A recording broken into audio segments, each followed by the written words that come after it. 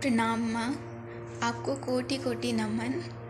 And thank you so much, आपने मुझे ये अपॉर्चुनिटी दी कि मैं आपके इस प्यारे से चैनल में अपना एक छोटू सा सोल पर्पस कर पाऊँ।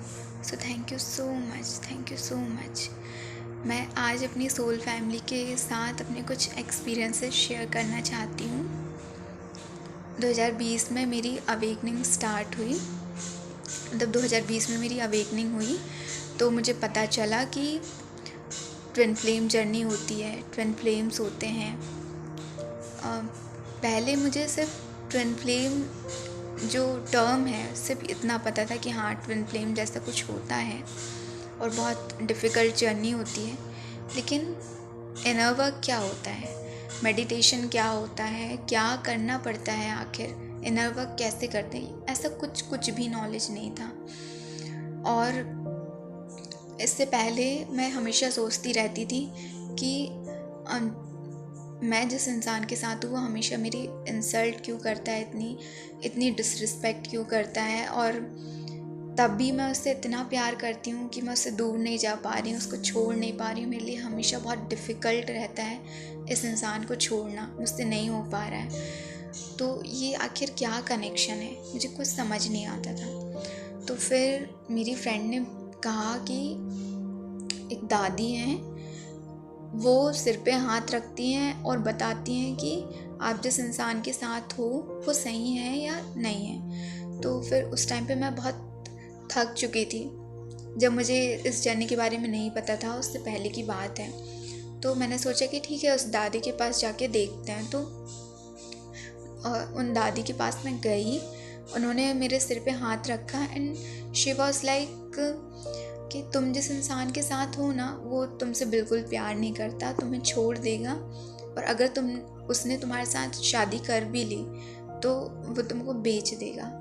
और जो उनके शब्द थे उसकी वजह से मुझे इतना गहरा शोल शॉक लगा था, मुझे समझ नहीं आ रहा था उस टाइम पे मैं क्या करूं। और उस रूम में बहुत सारे लोग बैठे हुए थे और सबके सामने वो दादी ने ये सब कहा था, सब लोग हंस रहे थे मेरे ऊपर। उस टाइम पे मैं गुस्से में सबके सामने ये बोल के आ गई थी कि नहीं, तुम झूठ बोल रही हो, तुम गलत बोल रही हो। पर उन सब बातों की वजह से जो मेरे दिमाग में एक हेट्रेड भर गई थी अपने पर्सन के लिए, तो वो नफ़रत जो थी उसकी वजह से मैं बिल्कुल अपने डीएम से बात नहीं कर रही थी और बहुत सारे सवाल मेरे अंदर अब आ गए थे। फिर जब मुझे 2020 में बहुत गहरा वाला सोल शॉक मिला और जब मेडिटेशन आया, माँ आई, और जब मैंने माँ से सेशन बुक कराया, मेरा पहला सेशन, तब माँ ने मुझे बताया कि आप जिस इंसान के साथ हो वो सही इंसान है, आपसे बहुत प्यार करता है और आप ट्विन फ्लेम जर्नी में हो। और ये बात, ये सारे जो जवाब मुझे मिले, इससे मुझे समझ आया कि हाँ, मुझे मेरे सारे आंसर्स मिल चुके हैं और अब मुझे कहीं भटकने की ज़रूरत नहीं है। और पहली बार समझ आया कि गुरु का महत्व क्या होता है। जब आपकी लाइफ में सही गुरु नहीं होता है तब आप पता नहीं कहाँ कहाँ भटकते रहते हो, क्योंकि इस कनेक्शन के बारे में ज़्यादातर लोगों को, किसी को ऐसे पता नहीं है, और किसी को पता भी होता है तो बहुत अधूरा नॉलेज रहता है। बट जो माँ ने मतलब इतनी बड़ी मदद करी, उन्होंने मुझे बताया कि हाँ, मैं अपने ट्विन फ्लेम के साथ हूँ और जिस इंसान के साथ डील कर रही हूँ वही मेरे ट्विन फ्लेम है। तो ये सब ये काम ना सिर्फ एक सच्चा गुरु कर सकता है। तो ये सारा डाउट मेरा क्लियर हुआ। मैंने हमेशा से, मतलब माँ मुझे जब से मिली, मैंने तब से उन पे यकीन रखा। मुझे ज़्यादा दिक्कत नहीं हुई, क्योंकि मैं मेडिटेशन में आने के बाद अपनी सोल की बहुत ज़्यादा सुनने लगी थी। तो एक जो माँ का वीडियो देख के जो मेरे आँख से आंसू निकलते थे, चैनल में जो पोस्ट पढ़ के मेरे आँखों से आंसू निकलते थे, वो एकदम क्लियर था। मेरी सोल को पूरा पता था कि नहीं, यही मेरी गुरु माँ है, जो मुझे जो रूह तक छू जाए वही सच है। तो एक पता था कि हाँ, ये मेरी गुरु माँ है। फिर मेरी जर्नी धीरे धीरे आगे बढ़ी और सबसे बड़ा चेंज आया, डिटैचमेंट में रहना सीखा मैंने। पहले मैं 4 साल पहले अपने ट्विन फ्लेम के आगे गिड़गिड़ाती थी, भीख मांगती थी प्यार की कि प्लीज़ मुझसे बात कर लो, एक बारी बात कर लो। और मेरे ट्विन फ्लेम जैसा कहते थे मैं वैसा करती थी 4 साल पहले। वो जो बोलते थे उनको पूरे टाइम खुश करने में लगी रहती थी, उनको हमेशा स्टॉक किया करती थी और मतलब ऑनलाइन रहते थे वो, लास्ट सीन चेक किया करती थी अपने डीएम का। और लास्ट सीन देखने के बाद जो मेरी हालत होती थी, मतलब मेरी आत्मा ऐसे हाथ पे आ जाती थी, जो अक्सर माँ कहती हैं। तो बहुत बुरा लगता था, ये सोचती थी कि हाँ पूरे टाइम इसने अब किसी से बात किया होगा, रात भर क्या बोला होगा, उसको कमिटमेंट दिया होगा किसी और से शादी करेगा, ऐसी बहुत सारी बातें चलती थी। इनफैक्ट मेरे 4 साल मैंने सिर्फ यही सोच के बिताए हैं कि ये मुझसे शादी क्यों नहीं करना चाहता, कुछ तो ऐसा कर दो भगवान कि मुझसे शादी कर ले।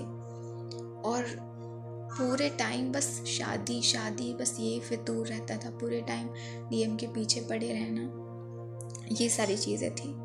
खुद की सेल्फ रिस्पेक्ट क्या होती है तो पता ही नहीं थी।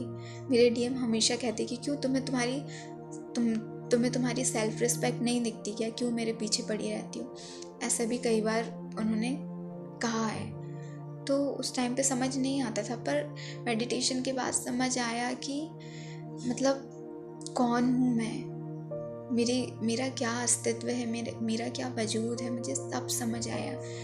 इतने गहरे अंधकार में थी मैं 4 साल, मतलब पिछले 4 सालों में बहुत गहरे अंधकार में थी, लेकिन उस अंधेरे से माँ ने मुझे बाहर निकाला। एक प्यारा सा हाथ आया और बाहर निकाल लिया कि चलो अब बस बहुत हुआ। तो पहली बार मैंने रोशनी को, उजाले को महसूस किया। पहली बार मैं चैन से सोई थी मेडिटेशन करने के बाद। और ये सब हुआ। उसके बाद फिर एकदम मेरे डीएम की जो स्टोरी थी पूरी रिवर्स हो गई। वो मतलब मुझसे बहुत अच्छे से बात करने लगे थे, मुझे बार बार कॉल करने लगे थे, मेरी केयर करने लगे थे। वो 4 साल से जो जिस चीज़ के लिए मैं तड़प रही थी वो सारी चीज़ें मुझे मिलने लगी थी। फिर ये सब हुआ, डिटैचमेंट सीखा मैंने, सेल्फ लव सीखा। उसके बाद मतलब मेडिटेशन के आते ही मतलब मेरा नीट में सिलेक्शन हुआ। 4 साल तक मैं परेशान थी, नीट में मेरा सिलेक्शन नहीं हो पा रहा था। बट फाइनली मतलब जैसे ही मेडिटेशन आया मैंने सारा फोकस खुद पे शिफ्ट किया और पढ़ाई की। मैंने बहुत मेहनत की और 1 महीने में मैंने इतनी मेहनत की और फिर सरेंडर कर दिया। पहले मैं MBBS करूँगी, बस यही चलता था दिमाग में। इस बार ही ना मेडिटेशन करके थोड़ी बहुत अवेयरनेस आ गई थी, तो एक सरेंडर कर दिया था कि BHMS मिले, BAMS मिले, कुछ भी मिले, भगवान की जो भी इच्छा होगी तो उसमें मेरी इच्छा होगी, ऐसा था। तो भगवान ने इतना बड़ा मिरेकल था मेरे लिए। मेरा नीट में सिलेक्शन हुआ, मुझे गवर्नमेंट मेडिकल कॉलेज मिला। मुझे MBBS करना था, मुझे MBBS मतलब मिला।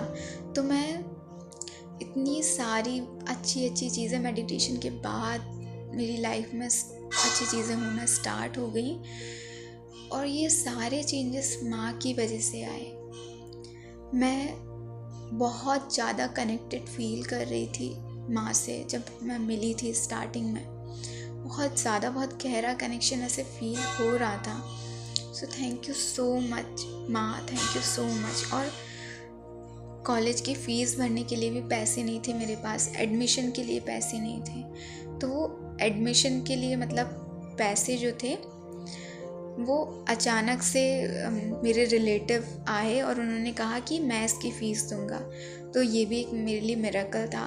माँ ने उस वक्त, माँ का वीडियो आया था, माँ ने कहा था कि जब भी मनी प्रॉब्लम हो ना तो आप आर्कएंजल गैब्रियल से हेल्प ले सकते हो। तो फिर मैंने बिल्कुल पूरे ट्रस्ट के साथ यही किया था और मेरे एंजल्स ने, मेरे आर्कएंजल गैब्रियल ने मेरी सुनी। तो मतलब मनी वाली प्रॉब्लम बिल्कुल ऐसे रिजॉल्व हो गई। मुझे बहुत अच्छा फील हुआ। मुझे पहली बार उस टाइम पे यकीन हुआ कि हाँ, हमारे एंजल्स होते हैं, आर्कएंजल्स होते हैं। और माँ जो कहती है ना कि अपने एंजल से एक प्यारा सा कनेक्शन बना के रखना चाहिए, तो वो सारी बातें मुझे सच होते हुए दिख रही थी। मुझे बहुत अच्छा फील हो रहा था। और माँ ने जो भी मेडिटेशंस बनाए, जो भी जितने भी माँ ने मेडिटेशंस अपने लाए, वो सारे एक एक मेडिटेशन पे मुझे ट्रस्ट था। तो मैंने उस भगवान से सिर्फ इतना मांगा कि वो मुझे मेडिटेशन मिल जाए। मेरे पास पैसे नहीं थे उस टाइम पर मेरे डीएम ने मेरी इतनी मदद करी सारे मेडिटेशंस दिलाने में। मेरे डीएम ने पैसे दिए, जो कि बहुत बड़ी बात थी। मुझे बहुत अच्छा फील हुआ और ये सारी चीज़ हुई। फिर फर्स्ट ईयर में जब मैं आई तो मतलब एक अच्छी चीज़, मतलब मेरी रूममेट मिली मुझे, उसको मेडिटेशन से बहुत दिक्कत थी, उसको दिया जलाने से, अगरबत्ती से बहुत दिक्कत थी। तो उस टाइम पे मैं ठीक से मेडिटेशन नहीं कर पा रही थी अपने रूम में। और फर्स्ट ईयर में ना मतलब आप सिंगल रूम में रहना अलाउड नहीं था, तो रूम शेयर करना पड़ता था। लेकिन मैंने उस टाइम पे भी भगवान जी से बहुत प्रेयर करी थी कि अब मुझे मेरी हेल्प करो, मैं अच्छे से अपना इनर वर्क मेडिटेशन कर पाऊँ, मेरी मदद करो।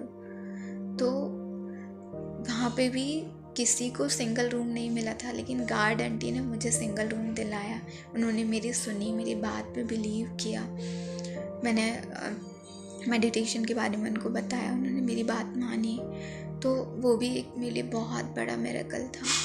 उसके बाद जब मैं फिर सेकेंड ईयर में आई तो मेरा जो पैर का जो नेल है वो पूरा मतलब ब्लैक हो गया था। मेरे पैर में फंगल इन्फेक्शन हो गया था और इनग्रोन टोनेल हो गया था। वो नाखून जो है ना स्किन के अंदर पूरा धंस रहा था। तो फिर माँ ने उस टाइम पे पेंडुलम डाउजिंग जो था वो मतलब लेके आई थी। तो फिर मैंने भी पेंडुलम डाउजिंग वाला बुक कराया। तो उसमें मैंने पूछा था माँ से कि बिना सर्जरी के मेरा नेल ठीक हो सकता है क्या। तो आंसर यस आया था कि हाँ ठीक हो सकता है। तो वो जो एक आंसर था जिससे मुझे इतनी ज़्यादा होप मिली, इतनी ज़्यादा उम्मीद मिली, मैं पूरा यकीन किया कि हाँ मेरी माँ कह रही हैं तो सच कह रही, माँ की बात बिल्कुल सच होती है। मैंने एक ट्रस्ट रखा और फिर मैंने एक छोटा सा मेडिटेशन करना स्टार्ट किया। मैं अपनी मेडिसिन्स ले रही थी और साथ ही साथ मैंने एक छोटा सा मेडिटेशन स्टार्ट किया कि मैं ऐसे इमेजिन करती थी कि मेरे नाखून में जितनी भी गंदगी है, जितनी भी अशुद्धियाँ हैं, वो सारी अशुद्धियाँ ऊपर आसमान में जा रही हैं, ब्लैक स्मोक के फॉर्म में मेरे नाखून से बाहर निकल रही हैं और एक क्लेंजिंग बॉल में वो सारी एनर्जीज़ जो हैं वो क्लियर हो रही हैं, क्लेंस हो रही हैं और फिर वापस वो प्योरीफाइड फॉर्म में मेरे पैर में आ रही हैं। तो ऐसे मैंने पूरा मतलब विजुलाइज़ किया। तो ये 5 मिनट का रोज़ का मेरा मेडिटेशन मैंने 3 महीने किया एंड मेरा पैर पूरा ठीक हो गया। मेरा नेल ब्लैक से वाइट हो गया, मेरा पूरा पेन चला गया और कम्प्लीटली मैं ठीक हो गई। तो ये भी मेरे लिए एक बहुत बड़ा मिरेकल था।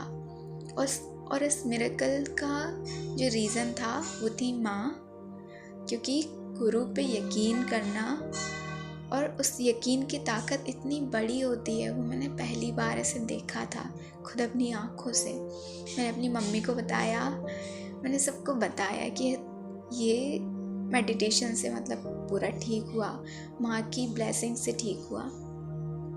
तो ये एक चीज़ हुई। फिर मेरे पापा की डेथ वाला चैप्टर स्टार्ट हुआ मेरी लाइफ में। तो अगर अवेयरनेस नहीं होती तो डेफिनेटली मेरी बहुत बुरी हालत होती, पर अवेयरनेस थी। माँ ने जो एक एक चीज़ सिखाई थी, डिटैचमेंट सिखाया था, माँ ने सिखाया था कि सोल होती है, सोल कॉन्ट्रैक्ट होता है, जिसका कर्मा क्लियर हो चुका है, पूरा हो चुका है, तो उसको तो इस प्लेनेट से जाना ही है। सारी चीज़ें माँ ने सिखाई थी, तो सारी अवेयरनेस थी, इसलिए मैंने उस वक्त भी ज़्यादा परेशान नहीं हुई, ज़्यादा पैनिक नहीं किया। अपनी मम्मी को, भाई को, सबको संभाला, खुद को भी संभाला और बहुत जल्दी हील हो पाई। उस टाइम पे भी पापा की डेथ वाले दिन भी मैंने मेडिटेशन किया था, मैंने शाम को भी मेडिटेशन किया था। तो मेडिटेशन और माँ, इन सब की वजह से मैं इस टफ फेज से बाहर निकल पाई थी। तो इसमें भी मैं फिर अपनी माँ को फिर ग्रेटिट्यूड पे करना चाहूँगी। थैंक यू सो मच माँ, थैंक यू। आपकी वजह से मैं इतने टफ टाइम से निकल पाई, thank you so much. Awareness में थी, मेरे अंदर समझदारी थी कि जो भी हो रहा है भगवान की मर्ज़ी से हो रहा है, मैंने सब कुछ सरेंडर कर दिया था। तो ये सब भी मैं आपकी वजह से सीख पाई, थैंक यू सो मच। और जो मेरा डीएम को लेके जो शादी करने वाला जो भी इशू था, मतलब मैं हमेशा सोचती रहती थी कि मेरे डीएम की अगर शादी किसी और के साथ होगी तो मेरी हालत क्या होगी। सिर्फ 4 साल तक तो मैंने यही सोचा है कि मेरे डीएम की किसी और के साथ शादी हो जाएगी तो मेरा क्या होगा। और ये सब सोच के मैंने खुद को इतना वुंडेड कर लिया था। मेरे डीएम भी मुझे कमिटमेंट नहीं देते थे, कभी देते भी थे तो बाद में उनका बदल जाता था कमिटमेंट। तो ये सारी चीज़ें जिनको लेके मैं इतना परेशान थी, बाद में मुझे समझ आया कि डीएम तो हमारे अंदर ही होते हैं, हमको कहीं बाहर भागने की ज़रूरत नहीं है। समझ आया कि कॉस्मिक हस्बैंड का मतलब क्या होता है, कि भगवान जी ने तो ऑलरेडी आपकी शादी करा दी है, आपका कॉस्मिक हस्बैंड है, सोल का कनेक्शन है, ऑलरेडी आप यूनियन में हो एंड ऑलरेडी आप मैरिड हो, ऑलरेडी भगवान ने आपको सब कुछ दे दिया है। तो फिर अभी सिर्फ हमको इतना करना है कि हमको अपना इनर वर्क करना है, खुद के ऊपर काम करना है, अपने एक इश्यूज पे काम करना है, एक ब्लॉकेजेस को हील करना है और खुद को तैयार करना है ताकि हम मदर अर्थ को सर्व कर सकें। तो बस ये काम है जिसको हम ठीक से नहीं करते, इसमें भी हम थक जाते हैं। बट ऑलरेडी तो आपने सब कुछ अचीव कर लिया। एक बार ही जब अंदर एहसास हो जाता है ना कि हाँ आपको सब कुछ मिल गया है, ऑलरेडी आपने सब कुछ पा लिया है, ऑलरेडी आप यूनियन में हो, तो बहुत इजी होता है खुद पे फोकस करना, इनर वर्क पे फोकस करना। और मतलब डीएम के पीछे पड़े रहने से कोई फ़ायदा नहीं होगा। सारी चीज़ें ऐसे, आप जब खुद ही, माँ कहती कि आप अंदर से यूनियन फील करते हो तो आपको बाहर भी वो चीज़ मिलती है। तो डेफिनेटली वही सारी चीज़ें मतलब मेरे साथ हुई। मैंने हमेशा नोटिस किया कि जब मैंने अपने डीएम को अपने अंदर महसूस किया है, हमेशा हाई वाइब्रेशन में रही, तो डेफिनेटली तब मेरे डीएम आए।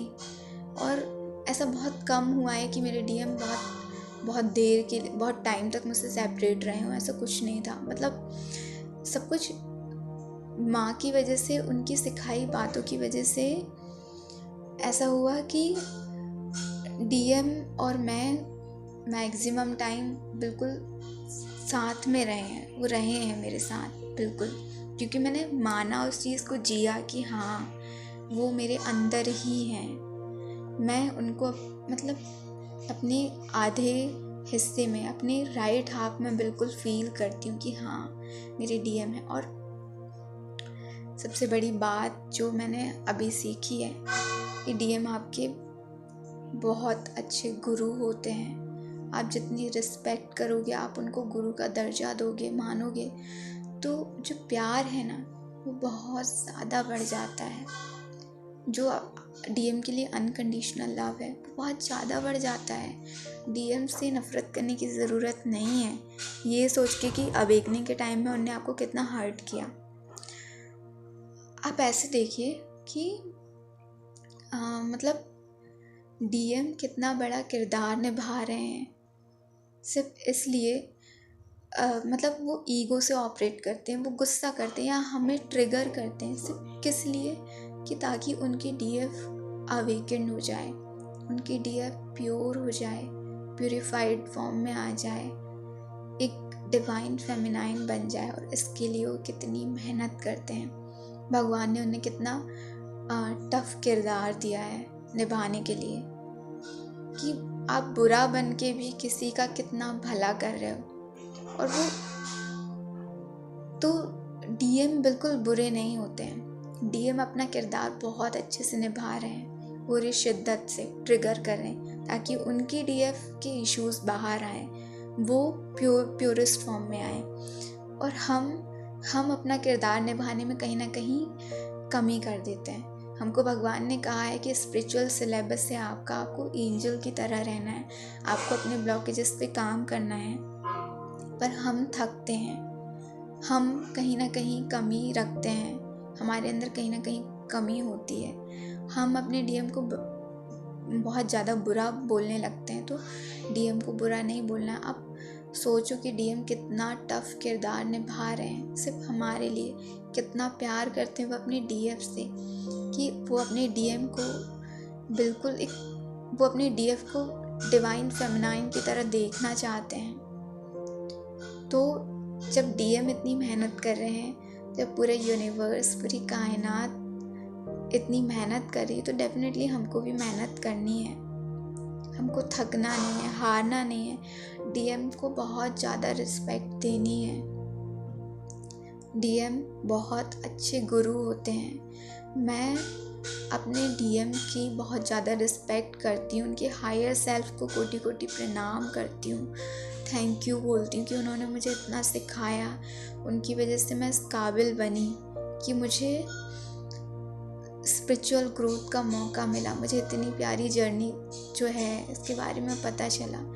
तो इससे बड़ा गिफ्ट आपके लिए क्या हो सकता है, इससे बड़ा अनकंडीशनल लव क्या है। हम हमेशा शादी के और पता नहीं दुनिया की कितनी कितनी चीज़ों के पीछे भागते रहते हैं, फंसे रहते हैं इस 3D में। हमको इस 3D से बाहर निकलना है और इस प्यार, इस कनेक्शन को एंजॉय करना है, मेहनत करनी है और अपने डीएम की बहुत रिस्पेक्ट करनी है। और अपने गुरु पे आंख बंद करके ट्रस्ट कर लो, यकीन कर लो कि इससे प्यारी एंजल माँ आपको कहीं नहीं मिल सकती। आप इस चैनल में हो ना, मतलब आप सही जगह पे आए हो। कितना भटकने के बाद मुझे मेरी माँ मिली। मुझे पता है कि माँ की, गुरु की अहमियत कितनी ज़्यादा होती है। So thank you so much माँ, आपने सब कुछ सिखाया। जो भी बातें मैं कह पा रही हूँ वो सब कुछ आपके एक एक शब्द हैं जो मैं सीखी हूँ, जिनको मैंने अपनी रूह तक उतारा है। सारी चीज़ें अपनी प्रैक्टिकल लाइफ में मैंने अप्लाई करी हैं। बहुत बार मैंने गलतियाँ करी हैं, गलतियों से सीखा है। तो सब कुछ आपकी वजह से है। थैंक यू सो मच माँ, थैंक यू। मैं अपनी सोल फैमिली से ब्लेसिंग्स चाहती हूँ कि मैं अपनी ट्विन फ्लेम जर्नी पूरी कर पाऊँ और अपने डीएम के साथ अपना सोल पर्पस, सोल मिशन पूरा कर पाऊँ, जिस वजह से मैं इस प्लैनेट में इनकारनेट हुई हूँ।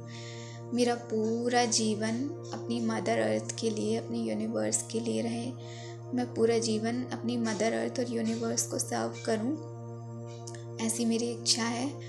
तो आप बहुत सारी ब्लेसिंग्स दीजिए मुझे, मेरे डीएम को। और थैंक यू सो मच माँ। और मेरा जो 2nd ईयर का मैंने अभी एग्ज़ाम दिया है, उस एग्ज़ाम के लिए भी आपकी ब्लेसिंग्स चाहिए है कि सब कुछ अच्छा हो। वैसे तो माँ ने सब कुछ सिखाया है, सरेंडर करना सिखाया है, और मैंने खुद को सरेंडर कर दिया है अपने यूनिवर्स के आगे। बस जो दुआएं लेना जो मेरे हक में है, तो वो मैं दुआएं अपनी सोल फैमिली से मांग रही हूँ। और बहुत सारा थैंक यू माँ, बहुत सारा थैंक यू, क्योंकि सरेंडर करने के बाद सारी चिंताएं सब दूर हो जाते हैं और बिल्कुल भगवान पे हमें ट्रस्ट करना चाहिए कि भगवान जो देंगे, चाहे वो जो भी हो, वो बिल्कुल हमारे सही के लिए होगा, हमारी बेहतरी के लिए होगा। तो इस जर्नी में ना सरेंडर करना बहुत बहुत ज़रूरी होता है। आप मत सोचो कि कल आपके डीएम का, आपका फ्यूचर क्या होगा, कल क्या होगा, ये सारी चीज़ों को सोचना ही नहीं है। सब कुछ डिवाइन ने प्लान किया है और बहुत अच्छा होगा। अल्टीमेटली सबका यूनियन होना है। तो जब सब कुछ पता है तो हमको बिल्कुल मेहनत करने से पीछे नहीं हटना है। सब कुछ भगवान जो भी देंगे बहुत सही देंगे, बहुत अच्छे के लिए देंगे। तो बिल्कुल ट्रस्ट करना है, सरेंडर कर देना है अपनी मन को, अपनी आत्मा को, सब कुछ अपने भगवान के आगे सरेंडर कर दो। कल की चिंता भगवान करेगा, हमारे एक एक पल की चिंता वो भी भगवान करेगा। सब कुछ भगवान के हाथों में है। जब हमारे हाथों में कुछ भी नहीं है तो हमको सिर्फ अपना काम करना है, अपना इनर वर्क करना है और कल की चिंता बिल्कुल नहीं करनी है। बस मैं इतना ही कहना चाहूँगी।